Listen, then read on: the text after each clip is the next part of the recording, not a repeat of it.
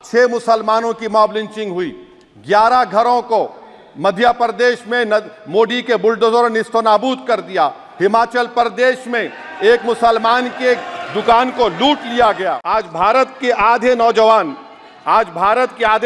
बेरोजगार हैं और रोजगार की तालाश, बेरोजगारी का आलम यह है सर कि मोदी सरकार के 5 साल में 75 लाख एस्पिरेंट्स की जिंदगी बर्बाद हो गई। 6 पेपर लीक हुआ। बेरोजगारी का आलम यह है सर कि रशिया जा रहे हैं, वहां जाकर अपनी जानों को दे रहे हैं। बेरोजगारी का आलम यह है कि नरेंद्र मोदी रोजगार का कैंप चलाती है नौजवानों के लिए कि तुम इजराइल में जाकर काम करो, उनको कैनन फॉडर बना रही है ताकि फलस्तीनियों की जायदादों को हड़प कर सके। मैं अपनी तकरीर को टीपू सुल्तान के नजर कर रहा हूं। यह टीपू सुल्तान की फोटो है। क्या आप इससे भी नफरत करेंगे सर? ये संविधान में टीपू सुल्तान की फोटो है जिस पर वल्लभ भाई पटेल ने साइन किया, श्यामा प्रसाद मुखर्जी ने साइन किया। ये आपकी नफरत है। मैं शुरुआत में बताना चाह रहा हूं कि मैं हुकूमत की तरफ से लाए गए इस रेजोल्यूशन की मुखालिफत में बोल रहा हूं और मैंने अमेंडमेंट्स भी दिए हैं प्रेजेंट एड्रेस के लिए। और चेयरमैन साहब, आप उर्दू को जानते हैं। किसी एक शायर ने शायद बरसर इख्तिदार जमात के लिए ये शेर कहा होगा कि उसूल बेचकर मसनद खरीदने वालों, निगाह अहले वफा में बहुत हक़ीर हो तुम। वतन का पास तुम्हें था न होगा कभी कि अपने हिर्स के बंदे हो, बेज़मीर हो तुम। इज़्ज़त नफ्स किसी शख्स की महफूज नहीं, अब तो अपने ही निगहबानों से डर लगता है। डंके की चोट पे जालिम को बुरा कहता हूँ, मुझे सूली से न जिंदानों से डर लगता है। मोहतरम चेयरमैन साहब, मैं आज इन लोगों की तरफ से बोल रहा हूँ जो दिखते तो हैं, जिनके बारे में बात तो होती है मगर उनकी कोई नहीं सुनता। मैं उनके बारे में बोल रहा हूँ जिनके बारे में वज़ीर आज़म मोदी ने कहा था कि घुसपैठी है। मैं उन बेटियों और माओं के बारे में कह रहा हूँ जिनके बारे में मोदी ने कहा कि ज़्यादा बच्चे पैदा करते। मैं उन मासूम नौजवानों के बारे में कह रहा हूँ जिनको मॉब लिंचिंग के ज़रिए मारा जा रहा है। मैं उन बेज़ुबान माँ और बाप के बारे में बोल रहा हूँ जिनकी औलाद आज इस हुकूमत के गलत कानून के चक्कर में जेलों में सड़ रहे हैं। सर, मैं दस्तूर जब इस ऐवान में बन रहा था, संविधान बन रहा था, तो उस वक्त अलहदा वोटर लिस्ट और इंतखाबी रिजर्वेशन की बात आई तो उस वक्त के हमारे फाउंडिंग फादर्स ने, हमारे बुजुर्गों ने, दोनों समुदाय के हिंदू और मुसलमानों ने फैसला किया कि हम इस पर राज़ी नहीं होंगे। बल्कि उन्होंने क्या कहा था हमारे फाउंडिंग फादर्स ने? उन्होंने मुखालिफत की थी अलहदा वोटर लिस्ट की और इंतखाबी रिजर्वेशन की।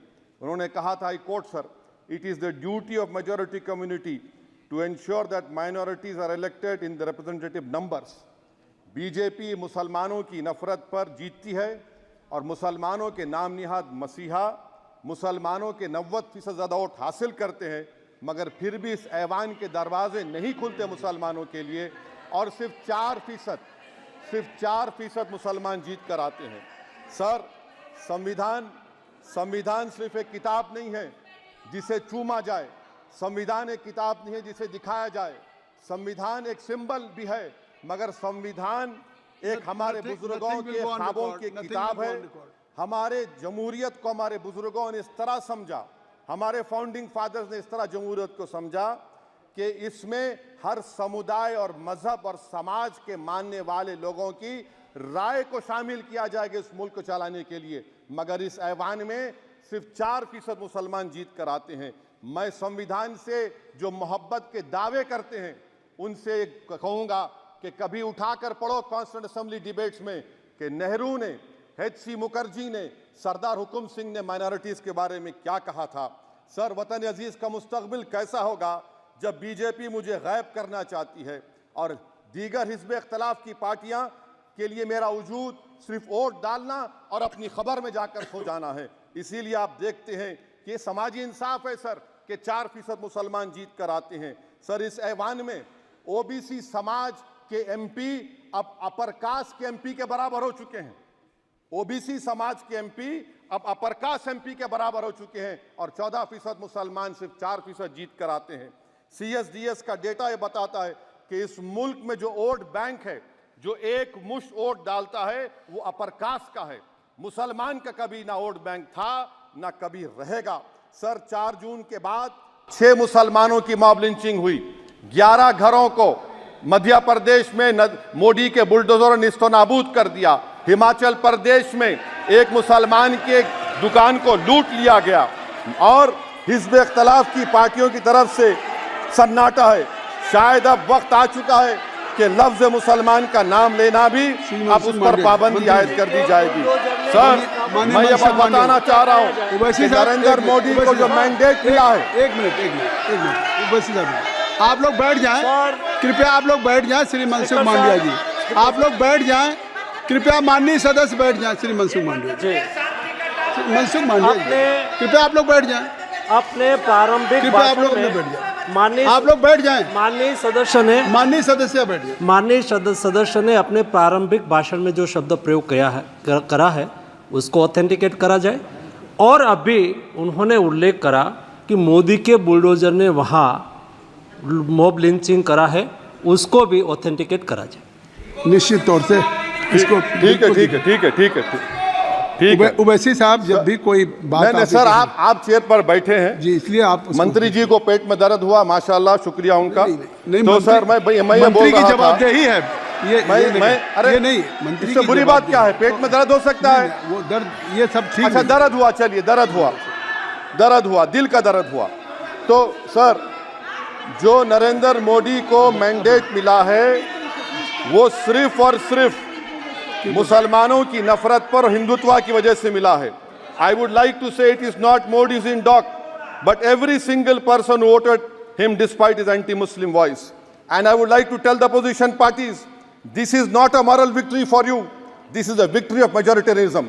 Everyone should contemplate and do introspection. Why is it that the OBCs and the upper caste are getting their due representation? Why are the Muslims not getting? Are we here only to vote for you and not to get elected? If that is the case, please tell us that we are only here to vote for you. Sir, आज भारत के आधे नौजवान बेरोजगार हैं और रोजगार की तालाश, बेरोजगारी का आलम यह है सर कि मोदी सरकार के 5 साल में 75 लाख एस्पिरेंट्स की जिंदगी बर्बाद हो गई, 6 पेपर लीक हुआ। बेरोजगारी का आलम यह है सर कि रशिया जा रहे हैं, वहां जाकर अपनी जानों को दे रहे हैं। बेरोजगारी का आलम यह है कि नरेंद्र मोदी रोजगार का कैंप चलाती है नौजवानों के लिए कि तुम इजराइल में जाकर काम करो, उनको कैनन फॉडर बना रही है ताकि फलस्तीनियों की जायदादों को हड़प कर सके। ये भी कंक्लूड कर। अरे सर, मेरा टाइम है। कहाँ टाइम है सर? आप ये टाइम ले लिए मेरा। सर, मैं 2 मिनट दीजिए। ये विश्वगुरु की पॉलिसी है। इजराइल को 27